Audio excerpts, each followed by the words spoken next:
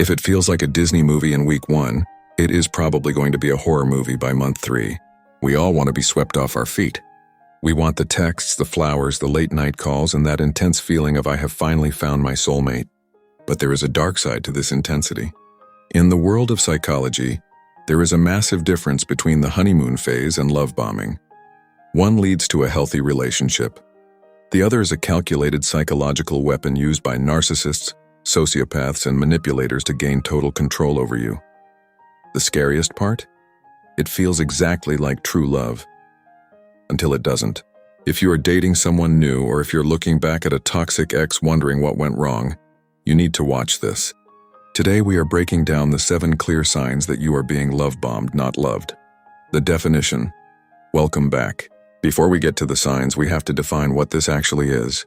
Love bombing is an influence tactic where a person overwhelms their victim with excessive affection, flattery, and gifts. But here is the key difference. They aren't doing it because they like you. They are doing it to create a dependency. Think of it like a drug dealer giving you the first hit for free. They give you a massive spike of dopamine, happiness, validation, excitement, so that you become addicted to them. Once you are hooked, they pull it away. Real love is a slow burn.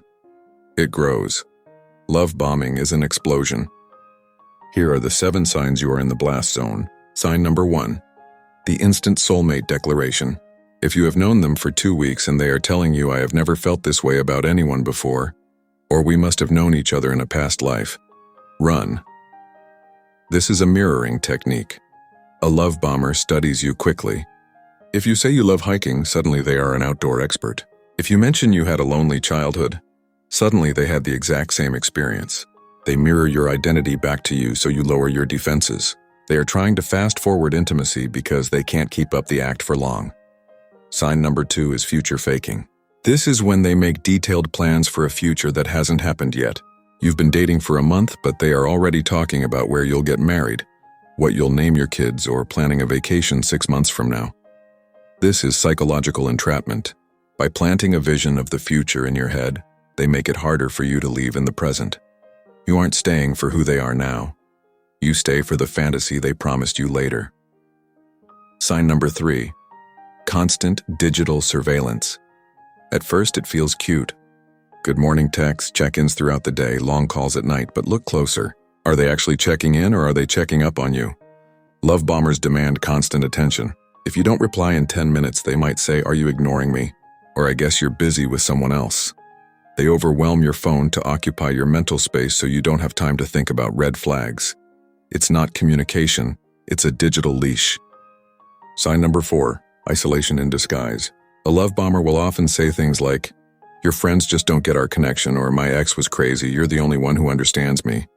This is a tactic to isolate you. By painting themselves as the victim and you as the savior, they drive a wedge between you and your support system.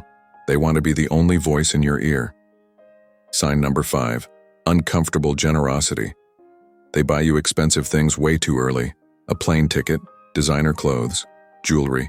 When you accept these gifts, your subconscious creates a debt. You feel like you owe them. Later, when they treat you badly, you'll think, "But he bought me that necklace," or "She took me to that expensive dinner." They are buying your silence and your compliance. Sign number 6 is boundary busting. They show up at your work unannounced just to say hi. They don't respect your no. And finally, sign number 7, the devaluation. This is the final stage. Once they know they have you, once you are in love or you've moved in together, the mask drops. The compliments turn into criticisms. The constant texts turn into the silent treatment. They withdraw the affection to punish you. And because you are addicted to the love bombing phase, you will do anything to get that version of them back. You end up apologizing for things you didn't do, just to get a scrap of affection. 610-650. Outro. If you are watching this and realizing you are in this cycle, listen to me. You are not crazy. You were manipulated. The most dangerous thing about a love bomber is that they prey on your empathy. They look for people who are kind and willing to give love. Real love respects boundaries. Real love takes time. Real love doesn't make you feel like you're on a roller coaster. If you found this helpful, hit the like button so this video reaches more people who need to see it. and subscribe for more deep dives into the psychology of modern relationships. Stay safe out there.